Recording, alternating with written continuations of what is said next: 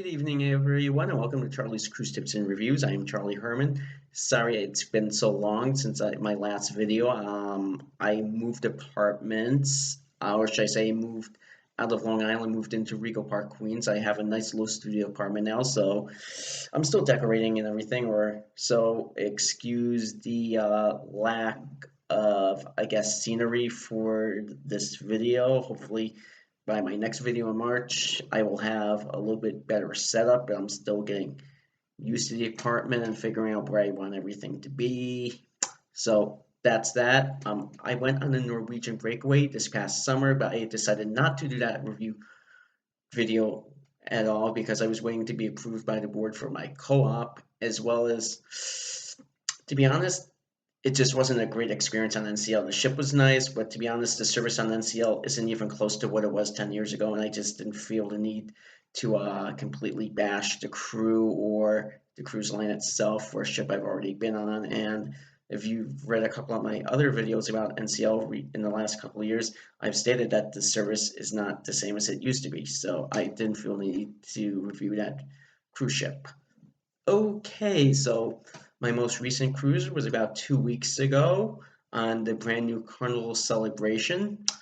I'm just gonna straight up say if anyone has been on a Carnival Mardi Gras before, the Carnival Celebration is even more beautiful than Mardi Gras. I'm not even gonna try and sugarcoat it, or I'm just straight telling you this ship is more beautiful than the Mardi Gras. Basically, they themed it all around basically Miami, all of Miami, downtown, Brickell, Miami Beach, South Beach, Miami Beach.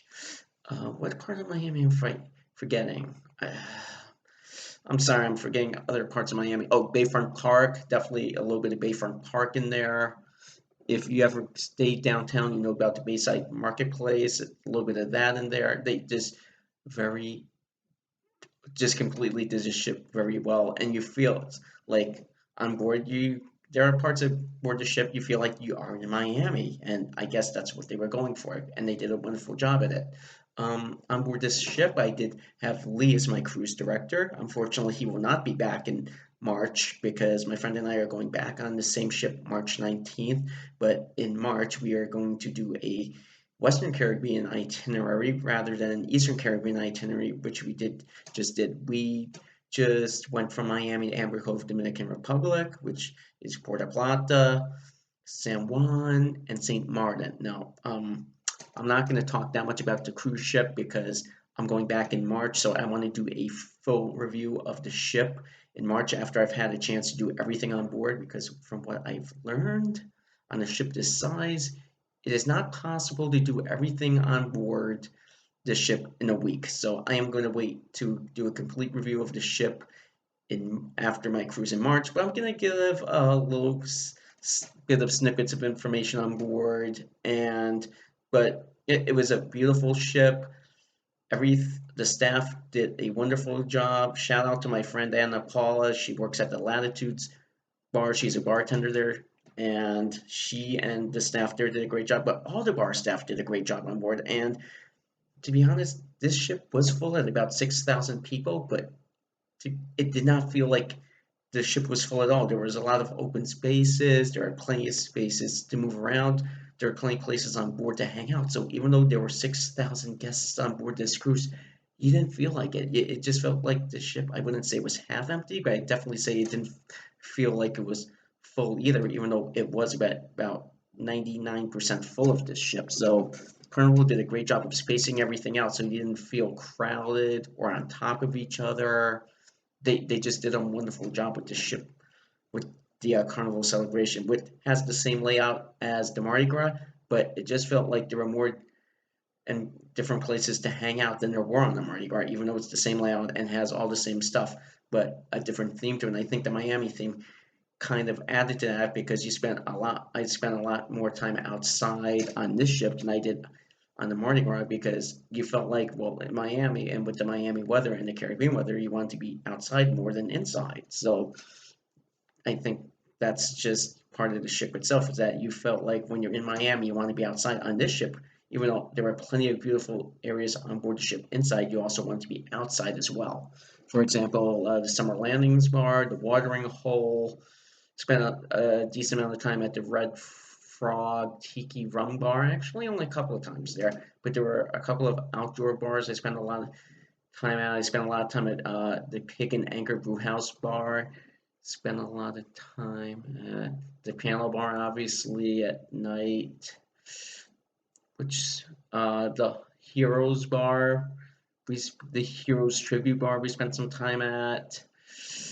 Which other bars? I maybe a couple of times I spent some time at the Serenity Bar, but not too often there because when I did go up to Serenity, the hot tubs were actually being washed. They were being cleaned, so I didn't get to go into those hot tubs as much as I did last year, which was okay. I actually did not go in the pool on board the cruise at all because not because I didn't like the pools or they were too crowded. It's just that they didn't seem to be heated. So even though you were in 85-degree weather, the pools were kind of cold, and I just didn't feel like going into the pool. So I went into the hot tub on board the ship, and the hot tubs were beautiful.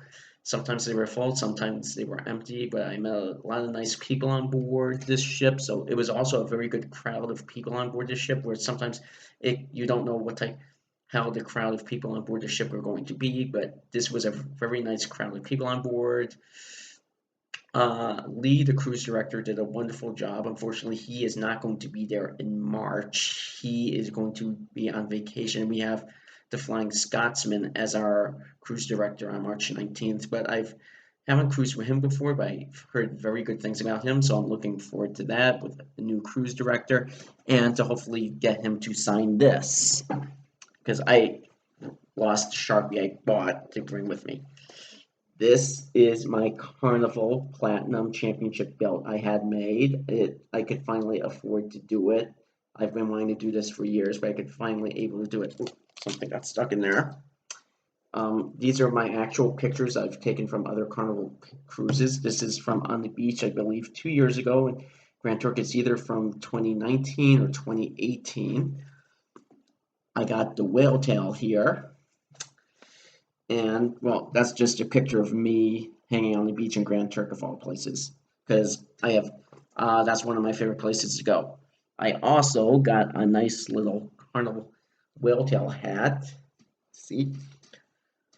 Okay, that doesn't fit too well here, but yes, I got that. That was about $35. Only thing I'm going to say to anyone who gets the whale tail hat, like I did, make sure you have enough room in your carry-on to bring everything home with you because this took up a lot of room in my carry-on. I mean, I'm glad I got it, but there were a couple of things, let's just say, made my carry-on bag a lot heavier than it needed to be because there were a few things that I normally put in my carry-on that I would put in my check bag, but I put in my carry-on bag to bring back with me because I didn't want to lose it. So it made it a bit heavier than I wanted to be. So definitely get the hat. Just if you want to get the hat, it was about $35, but just keep in mind it does take up a decent amount of space in your bag. So keep that in mind. If you don't mind putting in your check bag, put in your check bag. If you don't want to risk losing it in the check bag, put in your carry-on bag, but make sure you have enough room for it. You allow enough room for it so you're not squishing everything together.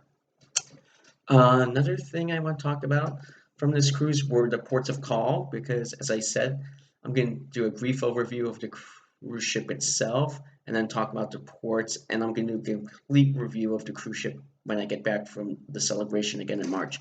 So our cruise ports were in Amber Cove, Dominican Republic.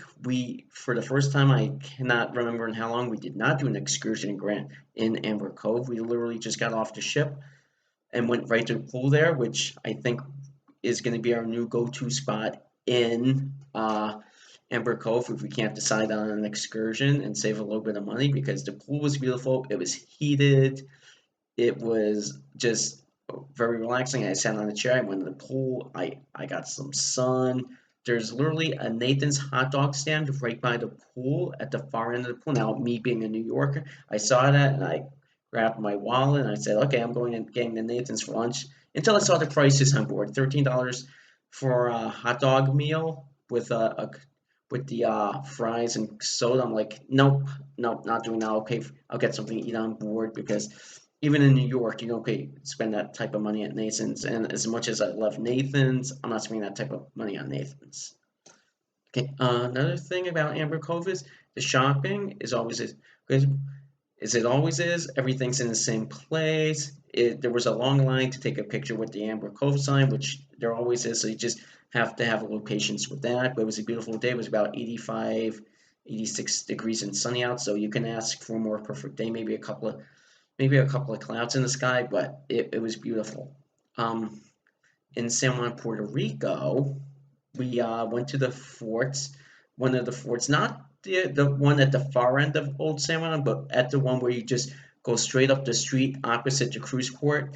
We went to the San Cristobal Fort, I believe it's called, and it was beautiful. It's a smaller fort than the other one, but it was beautiful. Got some really good scenery pictures, got some really good pictures inside the fort itself. Tells a good story of the history of the fort, so I would definitely recommend it. Now, if you go when you buy your ticket for the fort, you can hold on to your receipt because that counts as your ticket, and you can go from one fort to the other ones. You can literally do both forts in the same day in San Juan. Now, my friend and I have done the other forts several times, so there was no reason for us to go down to the fort. But we did walk from one fort down to the other ones, and we got our steps in that day. We actually used our sweat coin boost during that walk, and then a little bit around. And then after that, we didn't really go into the stores in the stores in San Juan before, like we normally do, except CVS to get some water and a couple of things we needed on board the ship for ourselves. But other than that, because we've been to San Juan so many times, I have so many T-shirts from San Juan. He has T-shirts from San Juan. It's just that there's no need to go shopping in San Juan again to get the same things we always get. So we went to the water fountains. We walked around the promenade a little bit, and then, as always, ended up in Senor Frogs. And in which case, it was my birthday the day we were in San Juan, so I got myself some wings and a yard full of frozen margarita. That was good, but it was expensive because it is Senior Frogs. We walked a little bit down towards past the promenade, a little bit to the I Love PR sign and everything, and then made our way back on board. And the last day of the last excursion, port of call, should I say, because we only had three ports of call on this, was St. Martin. We did a catamaran to the beach. My friend did the snorkeling. I'm not that strong of a swimmer, so I didn't do the snorkeling. But then it was basically, once snorkeling ended, it was basically a booze cruise to the beach. Now, you have to swim to the beach, and there was a strong riptide that day, so I didn't get off the boat, but I took some pretty good pictures of the beach. It was beautiful. The scenery in St. Martin is beautiful, and I forgot how clear the water is there. When we got back from the excursion, we took the water taxi from the port in St. Martin to downtown Phillipsburg. My friend has never been to St. Martin before, so I like to show him a little bit around the area. Did some shopping there. I got some gifts for some coworkers who worked for me while I was on vacation. I went to Diamond International thing and all the free giveaways. I got a couple of things there. I also got to show him a little bit of my old my old watering hole, should I say, the bar I like to hang out in Old Sam in Phillipsburg, which is still there, thank God, after Hurricane, the Dirty Sanchez Crew Bar, and a bunch of the other bars that was there prior to the hurricane in 2017 are still there. So downtown Phillipsburg has come back, though there are a couple of old hotels which are abandoned now, which is sad to see because they were always busy, they were always full. But for the most part, downtown Phillipsburg and St. Martin is up and running, which is good. We did not make it to the French side of the island, so I cannot tell you how the French side of the island is right now, but hopefully next time I'm in St. Martin, which isn't too far away, I can tell you we will go to the French side. Uh, the catamaran did come close to the Maho Beach, or at least we sailed past it, should I say. My friend really wanted to go to that beach, but I have done it before, so it's nice to do once, but you don't need to do it time and time again. It's like a one-time thing, like with my friend doing the boat coaster on board the Celebration and the Mardi Gras last year. You do it once, you don't have to do it all the time.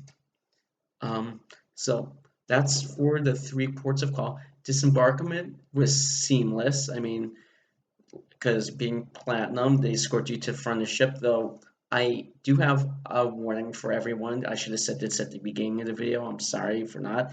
But taxis are a lot more expensive in downtown once you get in a taxi from Miami International to Miami Beach than they used to be. It used to be about $31, $32 between Miami International and any place you went in South Beach. This time it came out to about $70, including tips. So I'm just warning everyone, as I've said many times, sometimes my friend and I would usually just jump in a taxi and go right to the airport or go to the beach. I'm gonna say if you're not more than 3 people now, if you're less than 3 people where you can split it 3 ways, don't get a taxi.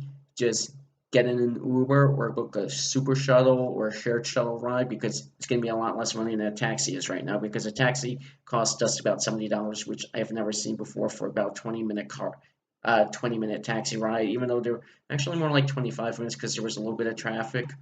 But yeah, be aware of how much taxi fares are now between Miami International and South Beach because it used to be on for years it was on the fare zone and then it became metered, but it basically was the same price as the fare zone. Now it's straight metered and it costs us about $70. So just be careful with that. Thank you very much for watching my video. I will be back soon. And like I said, March 19th, we are going back on the Carnival Celebration. That cruise is Western Caribbean. We stop in Cozumel, Costa Maya, and Mahogany Bay. And after that, I will review the reports and have a complete review of the cruise ship. So, once again, thank you very much for watching my video. Happy holidays, Happy New Year, be safe, and I will see you all soon. Thank you.